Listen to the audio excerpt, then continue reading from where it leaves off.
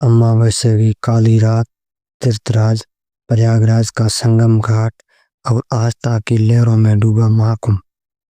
लाखों श्रद्धालु स्नान कर रहे थे, मंत्रोच्चारण गूंज रहे थे, लेकिन उन्हीं के बीच एक अधेड़ उम्र की औरत विद्या देवी अपनी सूनी आंखों से जल की लहरों को ताक रही थी। उसका चेहरा ऐसा था जैसे उसकी आत्मा किसी गहरे जख्म से कराह रही थी। आंसू उसकी चुरियों से होते हुए गंगा की धारा में मिल रहे थे। उसने कांपती हाथों से अपनी गोद में रखी अपने इकलौते बेटे अमन की तस्वीर देखी और फूट फूट कर रो रही पड़ी। महाकुंभ का पवित्र जल उसकी आंखों के आंसुओं से ज्यादा निर्मल था, लेकिन उसकी पीड़ा उससे कहीं अधिक गहरी थी। भीड़ के शोर के बीच अचानक ही एक कड़कती चीख गूंज उठी। गंगा के पवित्र जल में एक विकट चेहरा उभर आया। आंखें बाहर हो निकली हुई, चेहरा काला पड़ा हुआ, जैसे किसी ने उसकी आत्मा को निचोड़ लिया। श्रद्धालुओं ने भगदड़ मच गई, लोग इधर उधर भागने लगे, लेकिन विद्या देवी की नजरें वही जमी रही। वह उस चेहरे को पहचान चुकी थी। वह उसका बेटा था, अमन, जिसे 1 साल पहले इसी घाट पर आखिरी बार देखा गया था। विद्या ने कांपते हाथों से गंगा जल में हाथ डाला, लेकिन जैसे ही उसने बेटे का हाथ पकड़ने की कोशिश की, वह चेहरा एक खौफनाक सीख के साथ पानी के अंदर समा गया। विद्या का कलेजा फटने को था। विद्या देवी घुटने के बल वहीं गिर पड़ी। उसकी आंखों से लगातार आंसू बह रहे थे। अमन बेटा, उसकी चीखें घाट पर गूंज उठी, लेकिन लाखों लोगों की भीड़ के बीच भी उसकी दर्द भरी पुकार अनसुनी रह गई। किसी को यकीन नहीं हो रहा था कि गंगा की पवित्र जल में ऐसे डरावनी घटना कर सकती है। कुछ लोग इस भ्रम कह रहे थे, तो कुछ इसे माँ का पागलपन। लेकिन विद्या जानती थी कि वह उसका ही बेटा था, जो कुछ साल पहले इसी महाकुंभ में खो गया था। क्या वह मरा नहीं था? क्या वह किसी रहस्यमय शक्ति के कब्जे में था? अगली ही रात विजय देवी उसी घाट पर आ गई जहां उसने अमन को देखा था, लेकिन इस बार घाट पहले से भी ज्यादा सुनसान अब रहस्यमय लग रहा था। अचानक पानी में हलचल हुई और एक परछाई उतरी। वह कोई आम परछाई नहीं थी, वह एक अघोरी था, जिसकी आंखें कोयले जैसे काले थी और चेहरा किसी शैतान जैसा बेकत। उसने ठंडी आवाज में कहा, अमन मरा नहीं, उसे बलि चढ़ा दिया गया था। विद्या का शरीर सुन पड़ गया। किसने? उसने कांपते होठों से पूछा। अघोरी धीरे से इशारा किया संगम घाट की तरफ, जहाँ एक गुप्त काली गुफा थी। विद्या की धड़कनें तेज हो गई। यह गुफा पहले कभी वहाँ नहीं थी। क्या अमन इसी गुफा में था? क्या उसे किसी तंत्र मंत्र के लिए बलि चढ़ाया गया? विजया देवी की सांसें तेज चल रही थी। गंगा के किनारे गहरी काली रात फैली हुई थी। दूर कहीं मंदिर की घंटियों की आवाज गूंज रही थी, लेकिन उसका मन अशांत था। उसकी आंखों में आंसू थे और दिल में एक ही सवाल, क्या सच में उसका बेटा अमन जिंदा है? अगर हाँ, तो फिर इतने सालों से वह कहाँ था? वह गुफा, वह रहस्यमय गुफा जो अचानक संगम घाट पर प्रकट हुई थी, वह क्या थी? वह वहां क्यों नहीं थी जब अमन गायब हुआ था? क्या किसी शक्ति ने उसे छुपा रखा था? विजया देवी का मन टूट रहा था। कितनी बार उसने गंगा में खड़े होकर अपने बेटे को पुकारा, कितनी बार उसने आकाश की ओर देखकर भगवान से उसे वापस मारने की गुहार लगी, लेकिन आज इतने सालों बाद उसे अपने बेटे की आवाज सुनाई दी थी। उसका कलेजा सलनी हो रहा था, लेकिन साथ ही डर भी लग रहा था। क्या सच में वह अमन की ही आवाज थी या फिर कोई सलाह? विद्या का एकदम कदमों से गुफा की ओर बढ़ी। अघोरी अब वहां नहीं था, लेकिन उसकी बातों की गूंज अभी भी कानों में थी। अमन मरा नहीं, उसे बुलेट चढ़ाया गया था। जैसे ही उसने गुफा के अंदर कदम रखा, एक ठंडी हवा का झोंका उसके चेहरे से टकराया। अंदर घना अंधेरा था, गुफा की दीवारों पर अजीब सी आकृतियां उकरी हुई थी, जिनमें कुछ लोग किसी बलि की रस्म निभाते दिख रही थी। अचानक गुफा के अंदर से एक दिल दहलाने देने वाली चीख आई। विद्या के पैरों के नीचे की जमीन खिसक गई। वो जानती थी कि यह उसी का बेटा है, लेकिन जब उसने आगे बढ़कर देखा तो उसकी रूह कांप गई। गुफा के अंदर एक बड़ा सा हवन कुंड था, जिसके चारों तरफ अजीब सी परछाइयां घूम रही थी। हवा में किसी अनजानी भाषा में मंत्र गूंज रहे थे, लेकिन सबसे भयानक दृश्य वह था जो हवन कुंड के बीचों बीच पड़ा था। एक ताजा खून से लथपथ सब। विद्या की आंखें फट रही। वह सब वह अमन जैसा ही लग रहा था। उसका गला रेत दिया गया था। आंखें खुली थी, जैसे मरने से पहले उसने बहुत कुछ सहा हो। विद्या की चीख निकल गई, लेकिन उसी पल एक और दिल दहला देने वाली चीज हुई। सबने धीरे धीरे अपनी आंखें घुमाई और विद्या की ओर देखा और कहा, माँ। विद्या की रूह कांप गई। कैसे एक मरा हुआ इंसान बोल सकता है? वह कांपते हुए पीछे हटने लगी, लेकिन तभी के चारों ओर से हंसने की अजीबोगरीब आवाजें आने लगी। गुफा में मौजूद छायाएं उसकी ओर बढ़ने लगी।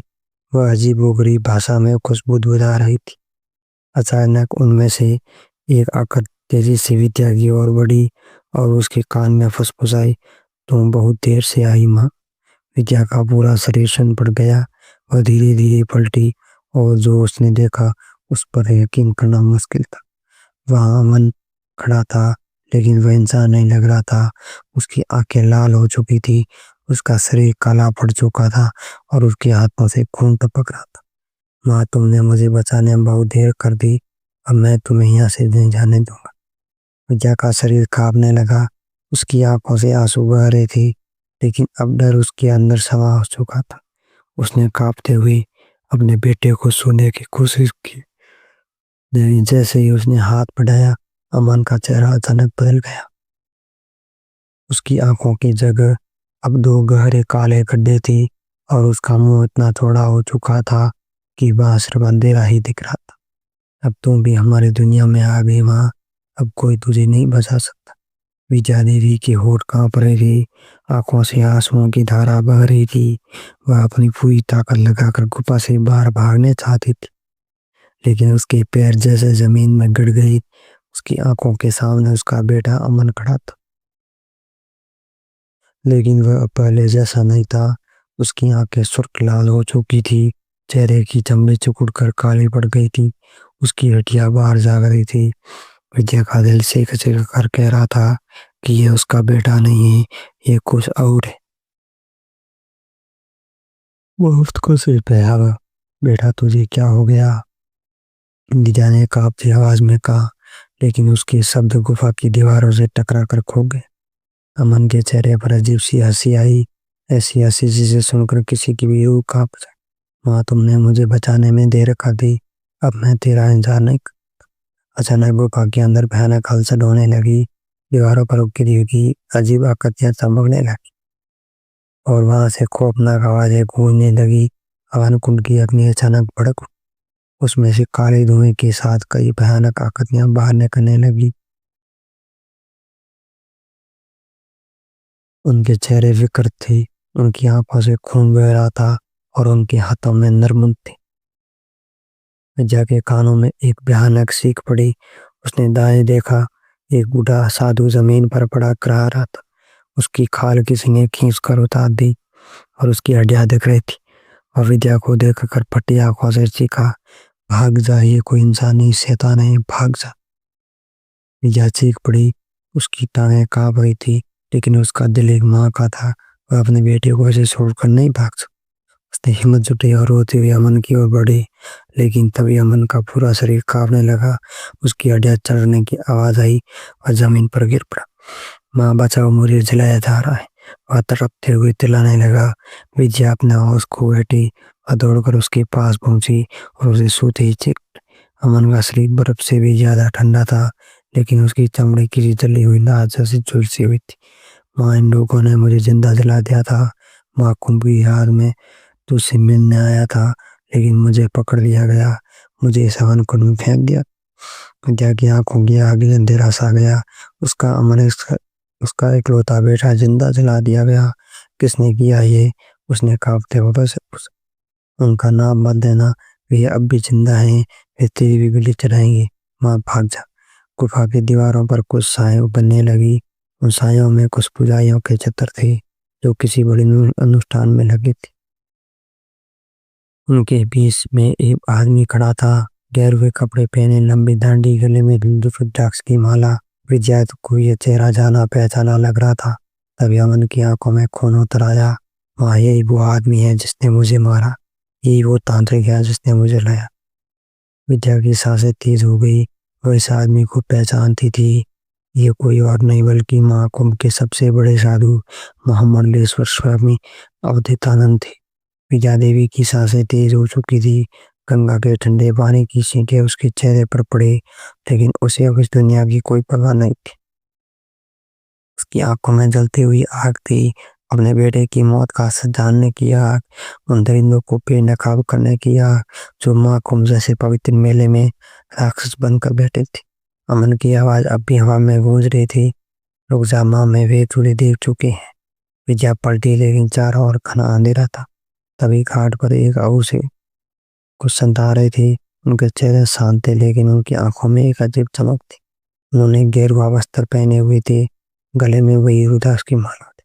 वो विजया ने गुफा में देखी थी। उनके बीच महामंडलेश्वर स्वामी खड़े थे, ठीक वैसे जैसे गुफा की दीवारों पर उकेरी की आकृति में थे। विजया का खून खोल उठा। तुमने मेरे बेटे की बलि दी। तुमने अमन को मार दिया। स्वामी हल्के से मुस्कुराए। ये बलि नहीं थी, ये तपस्या थी। जो चीज इंसान समझ नहीं सकता और पाप बन जाती है। अमन को हमने नहीं मारा, उसे देवता को सौंपा था। बस दुनिया के लिए नहीं था। विजया चीख पड़ी, झूठ, तुमने मेरी ममता को मार डाला। तुमने मेरे बेटे को मार डाला। स्वामी ने धीरे से आंखें बंद की। तभी घाट के किनारे पानी में हलचल हुई। कुछ लाशें गंगा की लहरों में बह रही थी। ये वही लोग थे जो कुंभ मेले में लापता हुए थे। उनके चेहरे सूख थे, आंखें कोगली थी और कुछ के शरीर पर बलि के कटे चिन्ह थे। विजया का कलेजा मुंह को आ गया। ये क्या है? उसकी आवाज कांप रही थी। स्वामी ने आंखें खोली। तो अब यहाँ से जा नहीं सकती माँ, अब तुझे भी अमन की तरह देवताओं को अर्पित करना होगा। तभी अचानक गंगा की लहरें उफान मारने लगी। घाट पर खड़े लोगों की चीखें गूंज उठी। आसमान में काले बादल छा गए और बिजली कड़कने लगी। विद्या अभी भी कांप रही थी, लेकिन तभी उसके कानों में एक जानी पहचानी आवाज गूंजने लगी। माँ, डर मत, मैं आ गया। विजय ने आंखें उठाई और गंगा की लहरों में अमन खड़ा था, लेकिन अब बस पहले जैसा नहीं था। उसके चेहरे पर अब डर नहीं था, बल्कि एक देवी आभा थी। उसकी आंखों से तेज प्रकाश निकल रहा था और उसके चारों ओर एक दिव्य दिशा थी। स्वामी और उनके अनुयायी कांपने लगे। ये असंभव है। बलि चढ़ाई गई आत्मा वापस नहीं आती। अमन मुस्कुरा कर, तुमने मुझे मारा नहीं था, तुमने मेरे शरीर को छीन लिया था, लेकिन आत्मा अमर होती है। माँ की ममता अमर होती है। विद्या रोते हुए दौड़ी और अमन को गले लगा लिया, लेकिन जैसे उन्हें छुआ, अमन का शरीर प्रकाश में बदलने लगा। माँ, मैं वापस नहीं आ सकता, लेकिन तुझे न्याय दिलाने आया। अचानक गंगा की लहरें और तेज हो गई। घाट के चारों ओर बवंड लौटने लगा। स्वामी और उनके अनुयायी डर के सीखने लगे। अमन ने हाथ उठाया और देखते देखते गंगा का पानी उबलने लगा। घाट पर मौजूद सभी लोगों की आंखों के सामने वो तमाम लाशें हवा में उठने लगी। उनमें से भयानक चीखें आने लगी। तुमने हमें मारा था, अब तुम्हारी बारी है। स्वामी और उसके अनुयायी एक एक करके गंगा के पानी में समाने लगे। पानी में जाते ही उनके शरीर झुलसने लगे, जैसे कोई उन्हें आग में झोंक रहा हो। उनकी चीखें पूरे संगम में गूंज उठी। विद्या रोती हुई अमन की ओर देख रही थी। बेटा मत जा, मैं तुझे फिर से खो नहीं सकती।